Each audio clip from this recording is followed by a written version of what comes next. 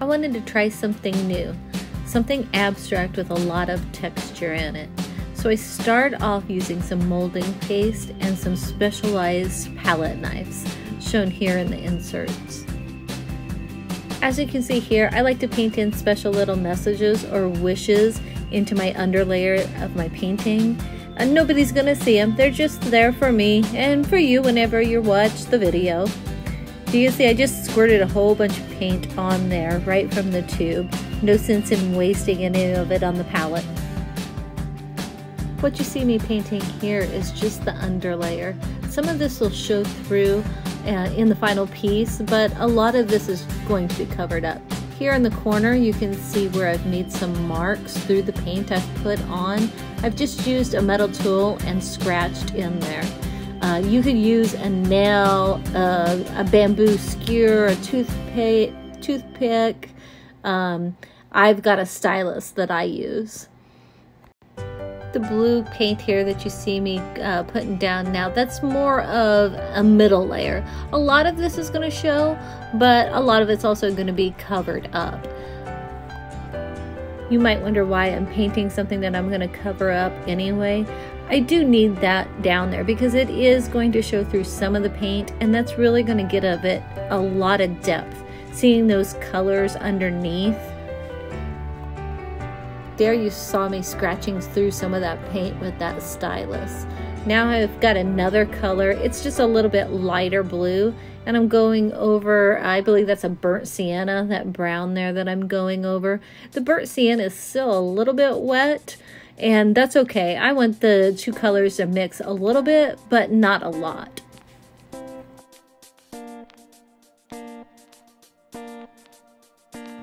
I'm going to speed things up here. Why don't we listen to a little bit of music and watch me paint?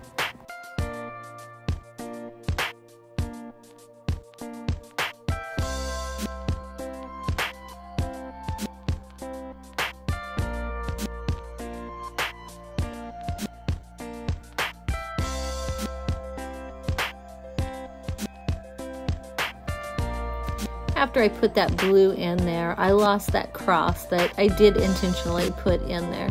So I'm getting some of that gold back in there, and it's actually going to even look more like a cross in the end. Here I have to work pretty fast. I'm putting some bronze on there, and then I'm taking that rag and I'm pulling some of it off. I'm rubbing pretty hard on there. I'm wanting that color that I put on before to show through. When I go back, I'll do some close-ups and you'll be able to see the different colors that I put on there show through underneath the bronze and the other colors that'll go on here. Here's the close-up. You can see with the texture on there, when I put one color down and it dries, and then I put the other color on top of it, and then I rub it off while it's still wet, some of the paint stays in the grooves, but then I rub off some of the paint that's over the top of the grooves to show that layer of color on the underpainting. You see me here putting that cross back in there because I've lost it again. I think I do this 1 or 2 more times. I know I'm going to have to do it after each layer.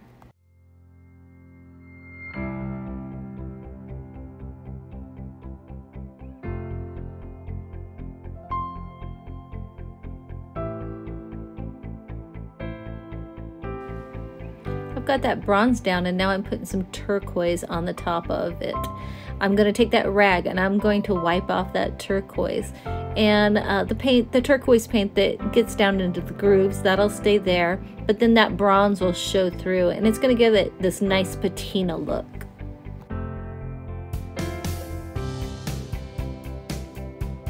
See here, I've waited too long for that turquoise and it dried a little bit too much for me, so I've got a bottle of water that I'm squirting on it before I start wiping it off. And I'm really have to use quite a bit of pressure. You can see my camera moving. You'll have to excuse that.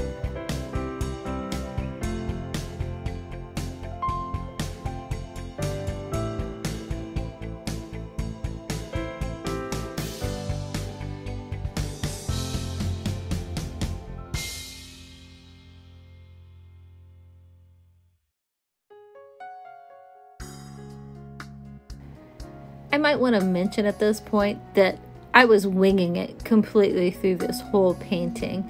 I really didn't know what I was going to do, so I had no idea that I was going to be wiping paint off. And I think when I first started doing it, I put something on that I didn't like, and I started wiping it off, and then I realized how nice it looked with that paint showing underneath. So then I started the plan of putting it on and wiping it down. You also saw there, you know, I really had to go at it to get some of that blue off of there.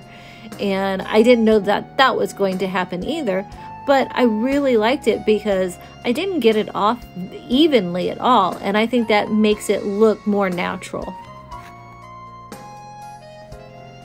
When I got to this point, I wasn't sure what to do next. I wasn't sure if it was done or not. Frankly, it was just went too quickly. I didn't feel like it could possibly be done. So it sat in my art studio for a couple of weeks and I looked at it.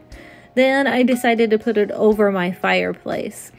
And I like to put them over my fireplace. That way when I walk around and I'm doing things, you just glance up out there and I can see it, and usually I can see if it needs something. Well, this one was not only done, it found a home. It's now a memorial for the best dog I ever had, Belle.